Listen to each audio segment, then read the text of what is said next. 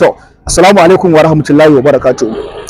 Mai girma gwamna Abba Kabir Yusuf, gwamnan jihar Kano, halastaccen gwamna, gwamnan da ya fi kowane gwamna aiki, gwamnan da ya fi kowane gwamna tausayi, gwamnan da ya fi kowane gwamna jin kai da hidimar al'umma. Wannan bidiyo naka ne, mai girma gwamna. Ya mai girma gwamna, wannan tunasarwa ce za mu yi maka duk da cewa mun san cewa kana sanar da al'ummar wannan yanki namu na Goburawa, titin unguwar Dabai. Wannan titi ne wanda ya taso tun daga kofar Dawanau ya zarce har zuwa kofar kwanar Madugu. Wannan titi mai girma gwamna, mu ne al'umma wannan yanki, mu ne mazauna wannan yanki, mu ne muka zauna muka tsaya muka kasa muka tsare a kanka. Mai girma gwamna, a lokacin yakin neman zabenka 2000 shekarar da ta gabata, mun biyo da kai ta wannan titi a lokacin da za mu je campaign a Ungogo. Ka tabbatar da wannan titi kuma ka gani idan ka ya gare maka.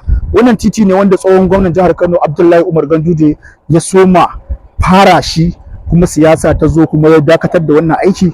Wannan titi babbar barazana ce ga al'umma wannan yanki, musamman idan damuna ta yi. Ya mai girma gwamna, muna kuro kokon barar mu gare ka, muna kuma roƙonka da a taimaki wannan yanki namu.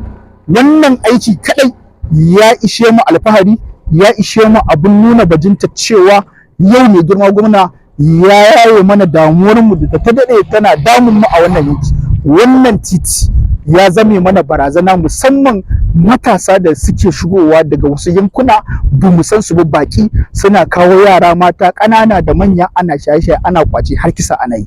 Ya mai girma gwamna, wannan waje ne wanda yake da matakar tarihi, yake da matakar muhimmanci, musamman mu al'ummar wannan yanki. Muna roƙonka kuma muna goyon bayan a zo a yi mana wannan titi. Wannan titi mu mutanenka ne, mu yaranka ne, waɗanda muke zaune a wannan yanki, iyayenmu da kakanninmu da ƴan uwanmu. Kullum abin da al'umma suke kiran mu da shi shine mu kira da mai girma gwamna ya zo ya dube mu, ya yi mana wannan aiki kamar yadda ya mana alƙawari. Kullum uzurin da muke basu, mai girma gwamna ya san da aikin nan. Mai girma gwamna zai mana wannan aiki. Mai girma gwamna tun da ya ce zai yi a bashi lokaci. To wannan dama ce muka samu, muka ce bara mu zo mu ƙara tunatarwa mai girma gwamna. Mun san cewa yana sane, mun san cewa zai mana, mun san cewa wannan aiki yana cikin ransa, wanda kuma shi yi alƙawari. Kuma mai girma gwamna, mutum ne kai wanda in ka faɗa za ka yi, in ma ba za ka yi ba ma ba za ma ka fara amsa za ka yi ba. Mai girma gwamna, ka amsa za ka yi mana wannan titi. A taimake mu, a dube mu. Bara in tabbatar maka da inda mafakar ɗan iska marasa ji suke facewa, suke zama suna min aiki. So mana na skoni zo nan, shigo. Ya mai girma gwamna, wannan guri da ka gani, haska nan, jika nan, wannan guri ne da ya zamo mafaka ta ɓata gari, wanda kullum burinka shine ka kawar da ɓata gari, waɗanda kuma ka sama masa aikin yi, kuma ka ba su abin yi, ka ba su ilimi, ka ba su jari. Amma mutane da suke zuwa daga sassa daban-daban suke shigowa cikin wannan yanki namu, wajen yana zame musu barazana, kuma yana zame mana barazana, ko ana kwace. Ba abin da ba a aikatawa na sabo, na laifi, na rashin daidai.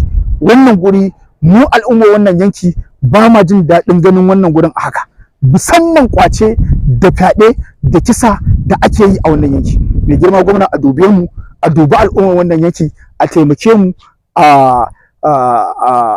yi mana wannan aiki. Wannan aiki zai taimaka mana kwarai da gaske, kuma ina mai tabbatar maka al'ummar wannan yanki suna tare da kai, kuma suna goyon bayan dukkan irin salon aiki da kuma irin gudanar da gwamnatin da kake yi a wannan jiha ta mai albarka. Muna mai roƙonka mai girma gwamna, wannan tenuwa ka ta ƙare, ba a zo an mana wannan aiki ba, domin wannan aiki da shine za mu yi alfaharin cewa a wannan yankin mun mora, mun kuma amfana.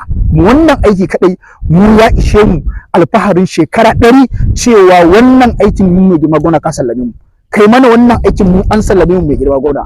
Mu ne kwamandojinka a wannan yanki, mu ne zaratan jaruman mayakanka a wannan yanki.